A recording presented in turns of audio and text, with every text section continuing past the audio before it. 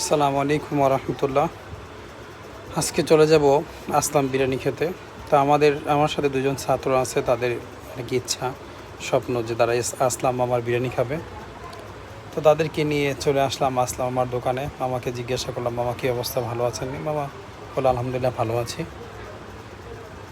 তো মামার দোকানে যে পরিমাণ ভিড় থাকে, আমি অন্য অন্য সময়গুলোতে যখন আসছিলাম দেখলাম যে খুবই ভিড় থাকে এবং সিরিয়াল দিয়ে মামার দোকান থেকে খাবার নেওয়া লাগে।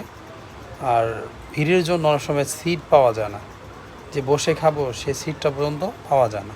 অনেকে দাঁড়ায় দাঁড়ায়ও পর্যন্ত ওনার দোকানে এসে বিরিয়ানি খায়। কিন্তু আজকে সম্পূর্ণ তার বিপরীত চিত্র দেখতে পাচ্ছি। তো মামাকে জিজ্ঞাসা করলাম যে মামা কী কারণ কী? তো মামা বললো যে না, এরকম এখন ইদানিং একটু কম আর কি। তো আমি ইদানিং ওনার বিরুদ্ধে কিছু কথাবার্তা শুনতেছি, খাবারের মান নষ্ট হয়ে গেছে, হাড় গোস্ত তেমন হয় না, দেয় না বিরিয়ানিতে, হাড় বেশি, ইত্যাদি ইত্যাদি বিষয়ে স্বাদও না ওরকম আর কি। যাই হোক, যে যাই বলুক, আমি যেহেতু সরাসরি আসছি, আমি খেয়ে তারপরে বলবো আসলে কেমন।